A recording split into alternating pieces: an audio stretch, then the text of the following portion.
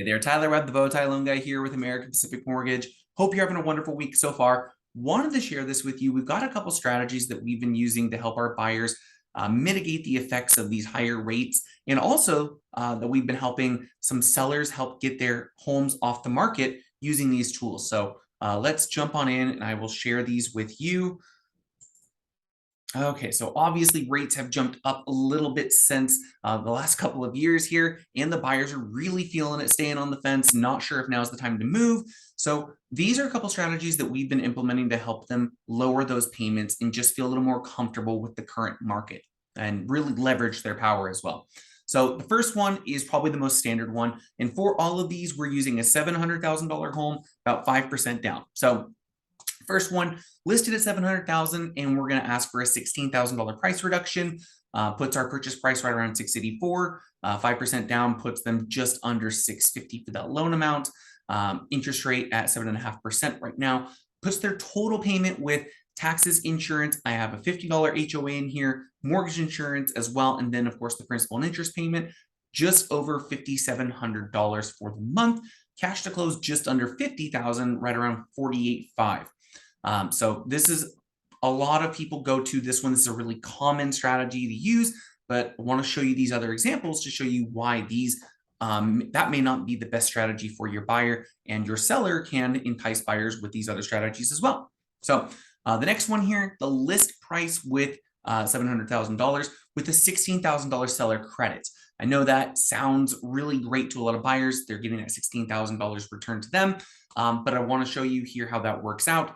Same rate here, right around 7.5%. Payment drops marginally by about $65 to $56.35 a month.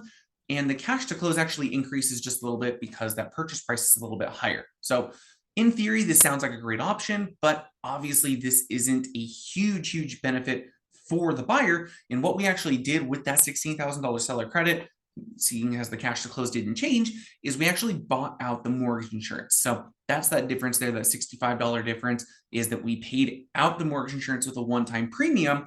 Of course, you could just apply that towards the cash to close, which would drop their total cash needed. Next option here is a seller credit straight for the rate. This is probably the next most common one that we've been seeing. You have the same list price, $700,000. You buy it down by about 1% here, down to 6.625, and that drops the payment by about $260 a month. And that's a good savings. It's a good chunk that can help people feel a little bit more comfortable with that monthly payment. But obviously the cash to close doesn't change a whole lot here. But that's just not the most effective way to utilize the $16,000 in terms of helping the buyer feel more comfortable. And the best way to do that is actually using the 2-1 buy down.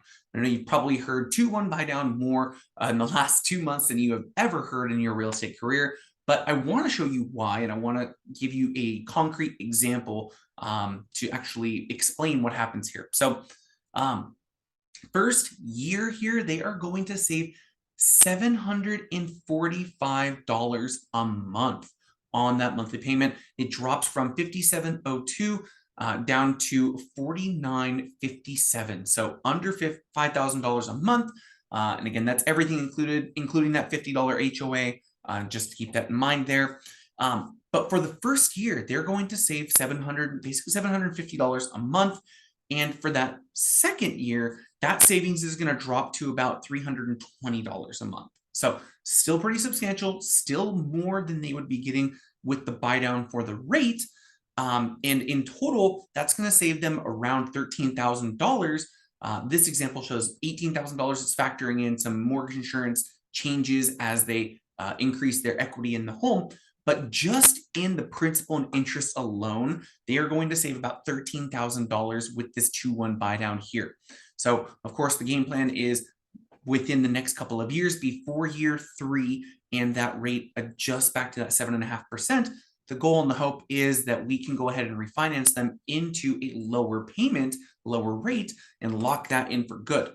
Now, the best part about the 2-1 buy down here is if, let's say, rates drop in the middle of Q2 next year, or right in the middle of the year next year, and the buyer is looking to refinance and save that payment or save that money permanently, that portion, that buy down that went towards buying their rate down, will be applied towards their principal and bring that loan down. So it's not lost. They get basically a prorated version of what the buy down was applied towards the principal. So it's a really good strategy to help get the buyers into the home with a payment that they're a little more comfortable with, helps get those sellers get their home off the market and onto their next home. And it is overall just a really, really cool strategy and tool to utilize. So if you have any questions about it for your buyer or your seller, please let me know. I'll be more than happy to work this up and go over that with you. And thank you so much for watching. Have a great rest of your day.